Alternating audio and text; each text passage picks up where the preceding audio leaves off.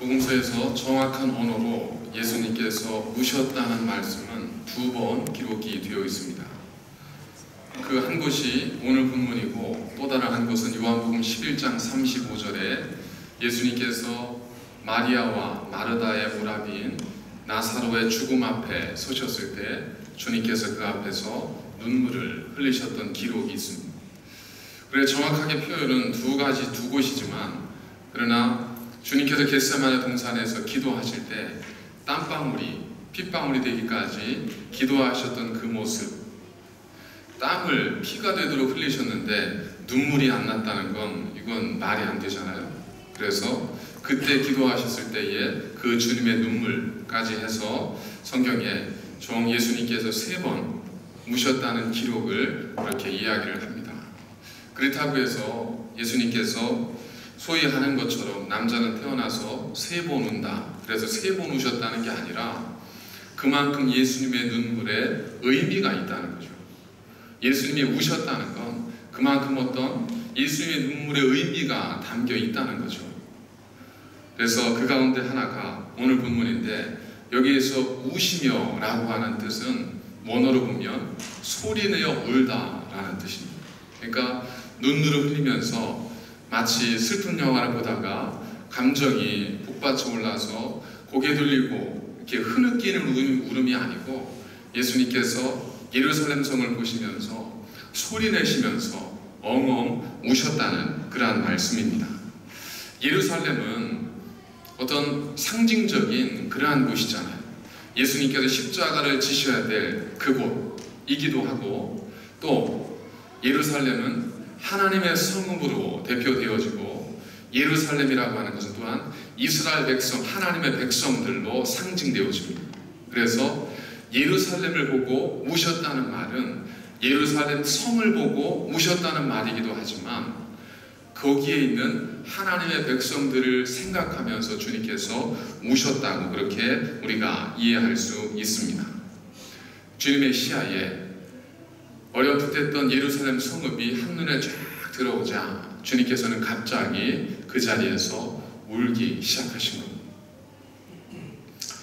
여러분, 억울하고 분통해서가 아니라 누군가를 생각하면서 그 사람이 불쌍해서 혹은 그 삶이 애통해서 누군가를 위해서 울어보신 적 언제 있으십니까?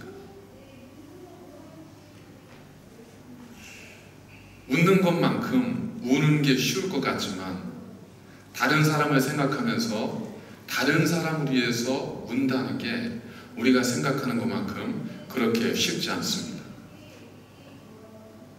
장례가 나도 아픔이 와도 안 됐다, 불쌍하게 됐다, 이 정도야 누구나 다 할 수 있는 거지만 그것 때문에 누군가를 위해서 울어주는 것, 이거 결코 쉬운 일이 아니라는 겁니다. 우리는 사회적 존재이기 때문에 다른 사람이나 환경에 대해서 자연스럽게 반응하도록 되어 있습니다. 그래서 기쁜 일이 있으면 기뻐하고 슬픈 일이 있으면 그것에 대해서 함께 슬퍼하는 마음이 우리에게 생겨지게 되죠. 그런데 어떠한 외부적 충격이나 과거의 어떤 충격적 경험, 이러한 것들로 인해서 우리의 어떤 정서상의 문제가 생겨지면 기쁜 걸 기쁘게 느끼지 못하고 슬픈 걸 슬픔으로 받아들이지 못하는 그러한 현상이 일어나게 됩니다. 이걸 가리켜서 감정 표현 불능증, 이렇게 표현을 하기도 합니다.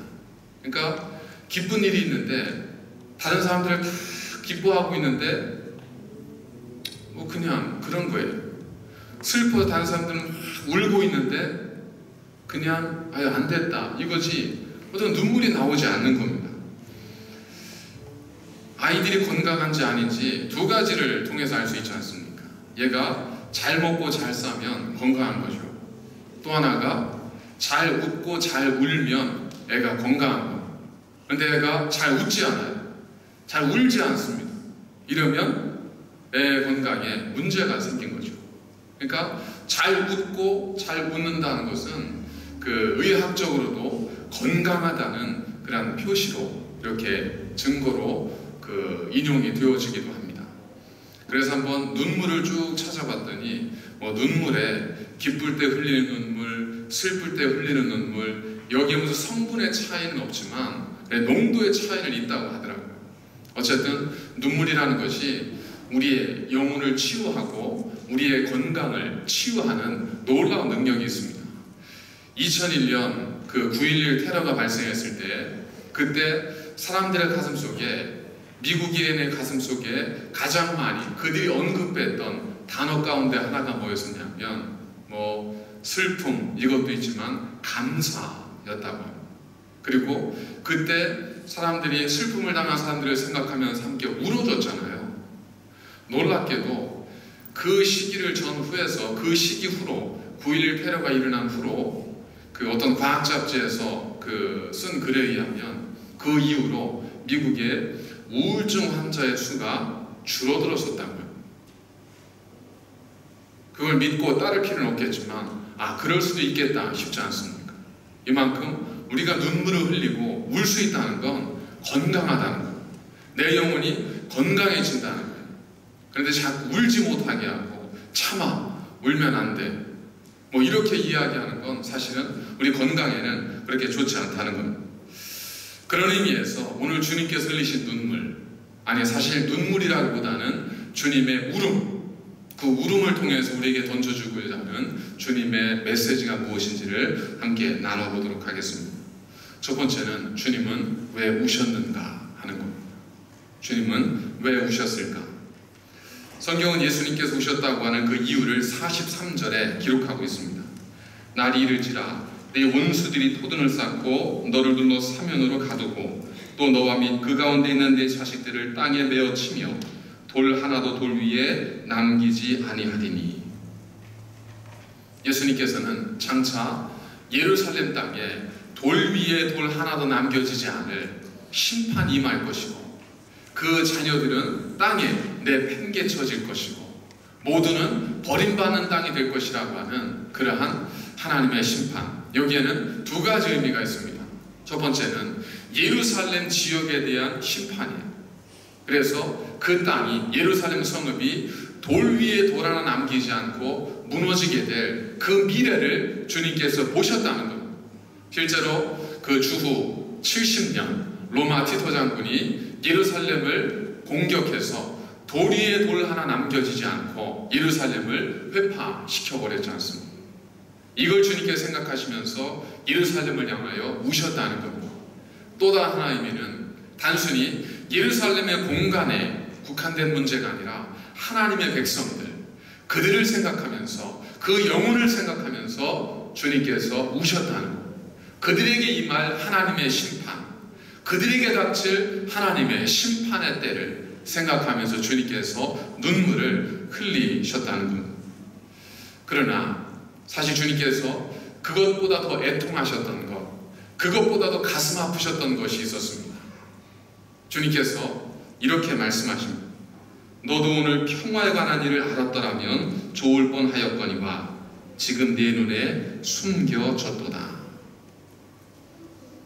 예수님의 눈에는 예루살렘의 멸망과 그들이 당할 일들이 분명히 보이지만 그들은 지금 아무것도 보지 못하고 있다는 거예요. 그들의 미래에 어떤 일이 벌어질지 그들은 전혀 알지 못하고 있다는 거예요. 그들은 지금 잔치 분위기예요.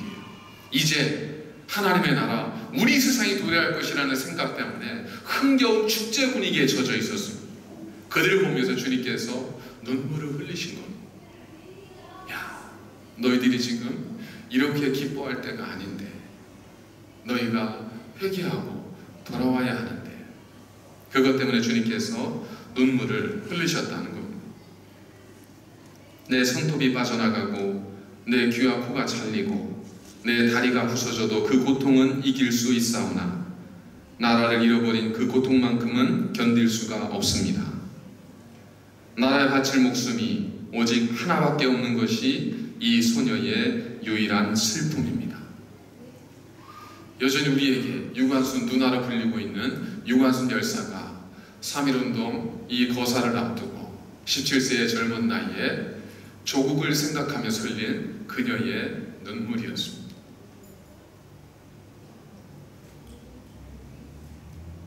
나이가 지긋하고 자녀를 둔 저희들조차 나라를 위해 흘려보지 못한 그 눈물을 10대의 소녀가 나라를 생각하면서, 그것도 나라를 위해 바칠 수 있는 목숨이 하나밖에 없는 것이 이 소녀의 슬픔이라고 외치며 눈물을 흘렸습니다.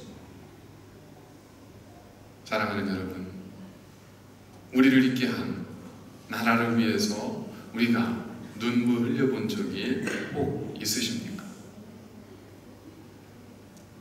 131년 전 조선 땅에 복음을 전하기 위해서 첫 발을 디뎠던 그 언더우드 선교사, 그는 조선 땅에 첫 발을 디디면서 그가 느꼈던 감회를 하나님 앞에 기도문으로 드렸습니다. 주여, 지금은 아무것도 보이지 않습니다. 주님, 메마르고 가난한 이곳 조선 땅, 나무 한 그루 시원하게 자라오르지 못하고 있는 이 땅에 저희들을 옮겨와 심으셨습니다. 그 넓고 넓은 태평양을 어떻게 건너왔는지 그 사실 자체가 기적입니다. 지금은 아무것도 보이지 않습니다. 보이는 것은 그저 고집스럽게 얼룩진 어둠뿐, 어둠과 가난과 인습에 묶여있는 조선 사람뿐입니다. 이것이 그가 조선의 첫 발을 디디면서 울었던 이유였었습니다. 같은 민족인 우리조차 한번 흘려보지 못한 이 눈물을 조선 땅에 처음 발을 디뎠던 서양의 한 사람은 이 고백을 하며 눈물을 흘렸습니다. 예전의 선교사들은 지식층이었지 않습니다. 예전의 선교사들은 유배자 떠나는 사람들이 아니고 그들은 명문대학을 졸업한 사람들이 많았습니다. 그들이 식견 있는 사람이 많았고 그들은 지혜가 있는 사람이 많았습니다.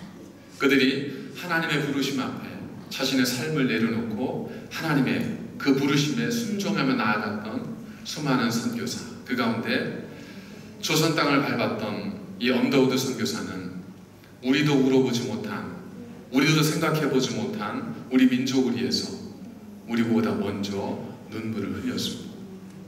어쩌면 이들의 눈물이 있었기에 지금의 우리가 있는지 모르지 않습니까? 그러나 그가 울었던 이유는 또 있었습니다. 그들은 왜 묶여있는지도 고통이라는 것도 모르고 있습니다.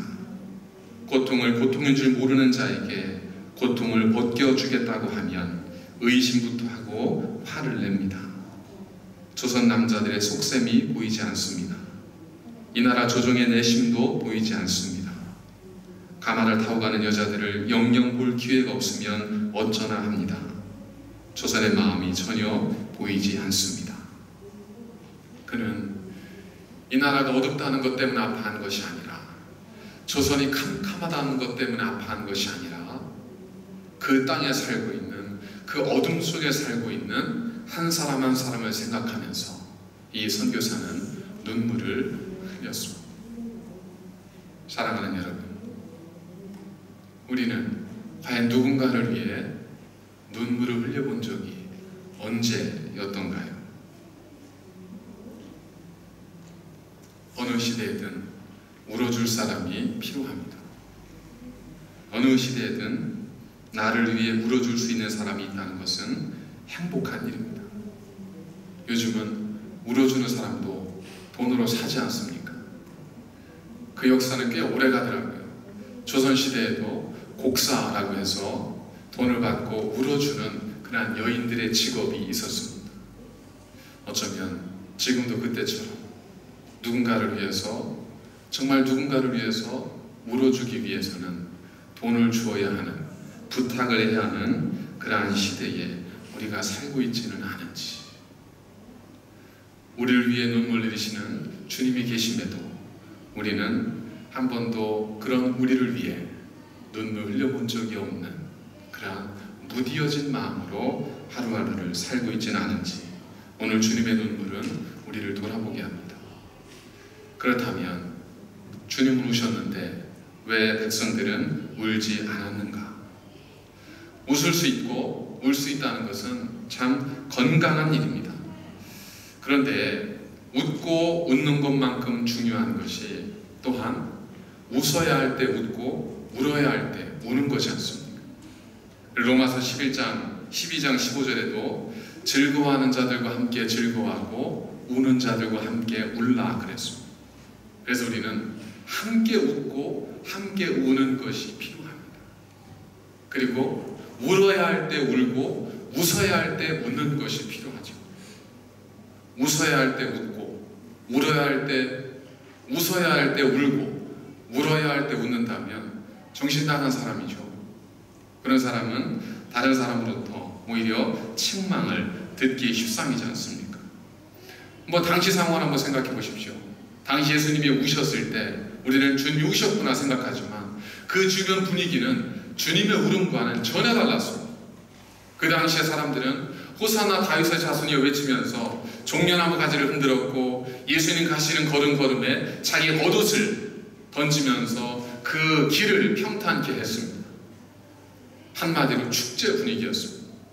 함께 울고 함께 웃으라는 주의 말씀에 비추어 보았을 때 둘 중에 한 사람은 분명히, 둘 중에 한 무리는 분명히 잘못된 거죠. 만일 예수님이 백성들과 함께 웃어야 했는데 우셨다면 예수님이 정신 나간 분이고, 만일 백성들이 예수님이 울 때 울어야 했는데 웃지 못하고 웃었다면 그 백성들이 정신 나간 사람이죠. 그렇다면 주님은 그 축제 분위기 속에서 왜 우셔야 했을까? 아까도 말씀드렸지만 주님은 이 사실 때문에 우셨습니다. 너도 오늘 평화에 관한 일을 알았더라면 좋을 뻔하였거니와 지금 네 눈에 숨겨졌구나. 그들에게 숨겨졌던, 그들이 보지 못했던 그들의 미래,